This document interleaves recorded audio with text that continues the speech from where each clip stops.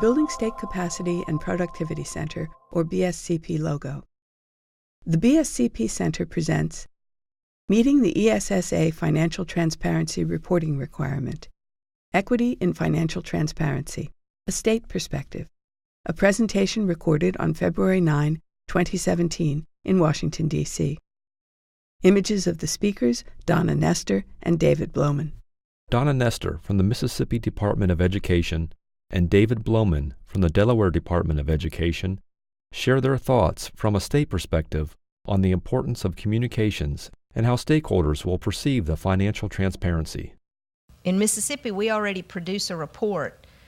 It's called the Superintendent's Annual Report. It's available on our website, and we have some selection criteria where we report by district a per pupil expense.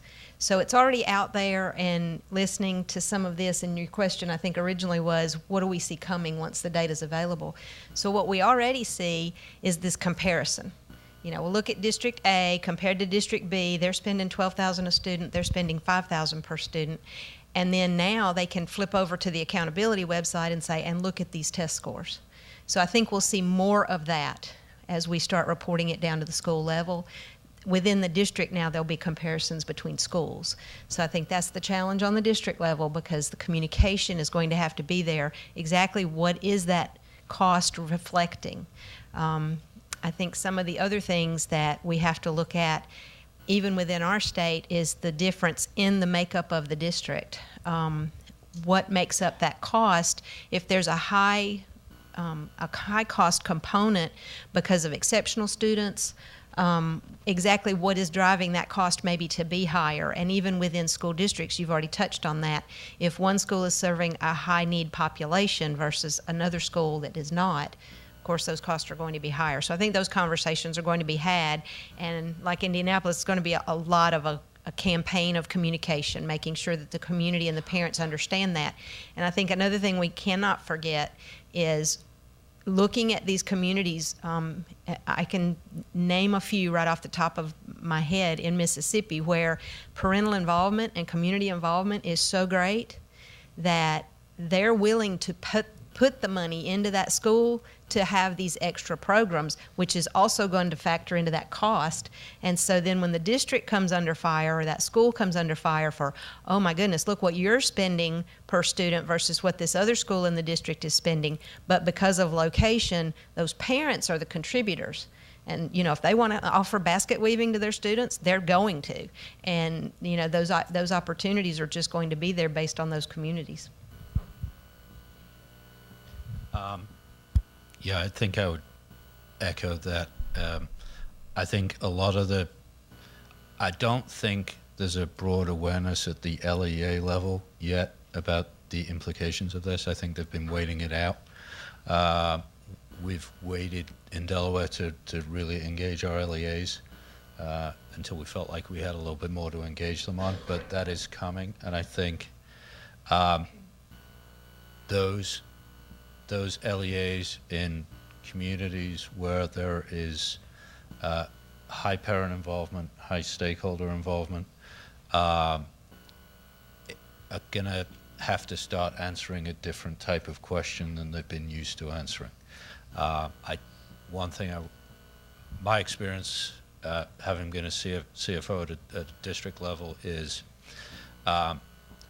districts and school boards are generally used to dealing with kind of the ad hoc members of their community that just happen to be interested in school finance. Ultimately, the districts can generally, this is a bad term, but kind of fend them off if they need to, right? School finance data is complicated and it's intimidating, and there's always a yes but from the district, right, that can kind of get through that issue. I think to Sharon's point, I think real change will come when it's not just that type of questioning and conversation that's happening at local board levels, but potentially deeper questions about, you know, allocations as opposed to what the conversations that typically occur at the board level in most LEAs. This podcast is in the public domain. While permission to reprint is not necessary, Links to the podcast should be cited as BSCP Center Producer, 2017, February 9, Meeting the ESSA Financial Transparency Reporting Requirement, Equity in Financial Transparency, A State Perspective, podcast, retrieved from http://bscpcenter.org. This podcast can be viewed on www.bscpcenter.org. The podcast is prepared by the BSCP Center under Award Number S283B120042 for the Office of Elementary and Secondary Education of the U.S. Department of Education, and is administered by Advance Research Incorporated. The content of the podcast does not necessarily reflect the views or policies of the Office of Elementary and Secondary Education or the U.S. Department of Education, nor does mention of trade names, commercial products, or organizations imply endorsement by the U.S. government. The BSCP logo.